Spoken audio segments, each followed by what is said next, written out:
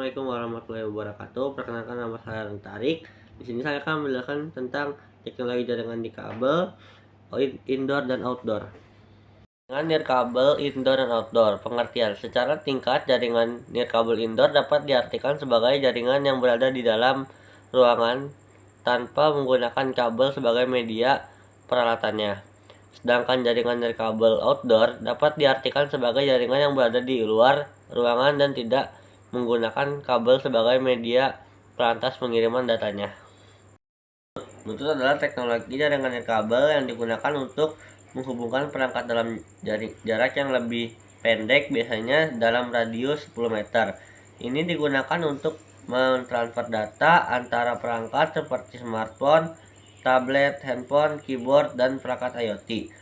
Bluetooth ditemukan dalam berbagai versi termasuk Bluetooth Low Energy atau bisa disebut BLE yang dikembangkan untuk aplikasi Internet of Things atau bisa disebut IoT yang membutuhkan konsumsi daya rendah. Ketiga ada Zigbee. Zigbee adalah teknologi jaringan nirkabel yang dirancang khusus untuk keperluan jaringan nirkabel berbasis sensor dan kontrol dalam aplikasi IoT. Zigbee menggunakan protokol yang hemat energi dan mengkompresikan frekuensi radio yang rendah, biasanya di daerah 2,4 GHz atau 900 MHz. Teknologi ini dapat mencakup jarak yang lebih jauh daripada Wi-Fi atau Bluetooth dan digunakan dalam lingkungan seperti rumah pintar, pemantauan lingkungan, atau pengendalian industri. Yang keempat ada NFC. NFC atau bisa disebut Near Field Communication. NFC adalah teknologi nirkabel yang sering digunakan untuk berbagi data atau melakukan pembayaran di dekat perangkat. NFC lainnya seperti kartu pintar atau ponsel cerdas. Setiap teknologi jaringan nirkabel ini memiliki karakteristik cakupan dan kegunaan yang berbeda, dan memilih teknologi yang tepat tergantung pada kebutuhan spesifik Anda. Teknologi jaringan nirkabel outdoor yang umum digunakan, yang pertama ada Wi-Fi outdoor. Wi-Fi sering digunakan di luar ruangan, terutama di area umum seperti taman kota, kampus, universitas, pusat pembelanjaan, luar ruangan, dan isi lainnya. Poin akses Wi-Fi outdoor dilengkapi dengan perlindungan cuaca dan dinding anti air untuk menjaga kinerja yang stabil di bawah kondisi cuaca eksternal. Pertama ada wireless mesh network. Jaringan mesh nirkabel adalah pilihan populer untuk area luar ruangan yang luas. Ini melibatkan penggunaan beberapa poin akses yang saling terhubung untuk memberikan cakupan yang luas dan kinerja yang baik. Teknologi ini sering digunakan di kota-kota pintar dan untuk menyediakan Wi-Fi umum di tempat-tempat wisata. Ada seluler 4G atau 5G. Teknologi seluler seperti 4G dan 5G digunakan di luar ruangan untuk menyediakan layanan data seluler yang dapat diandalkan. Ini digunakan dalam jaringan seluler yang mencakup area terbuka dan perkotaan.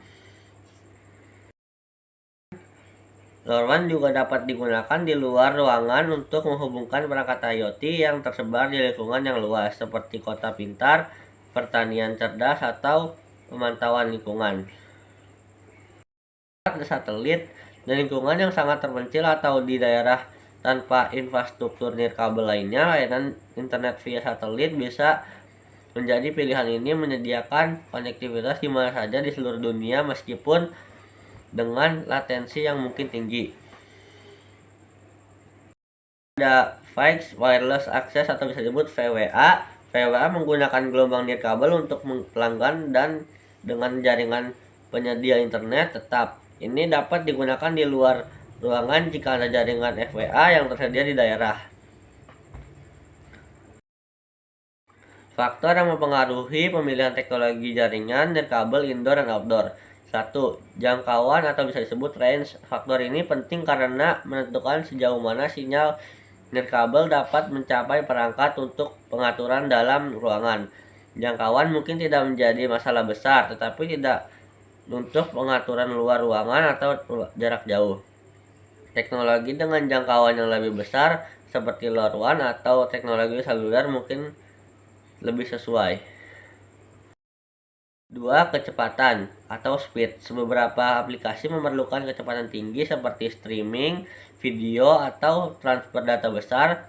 Teknologi seperti 4G atau 5G atau Wi-Fi cocok dalam hal ini. Aplikasi yang membutuhkan kecepatan lebih rendah seperti sensor monitoring mungkin dapat menggunakan teknologi LPWAN. Jangan ngos-ngosan dong. Ketiga, ada biaya implementasi dan operasional. Biaya perangkat keras, lisensi, dan biaya operasional harus dipertimbangkan.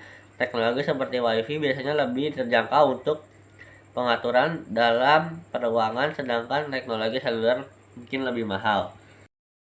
4. Ada keamanan. Keamanan data dan perangkat harus menjadi prioritas. Pastikan teknologi yang Anda pilih memiliki fitur keamanan yang memadai dan dapat diandalkan.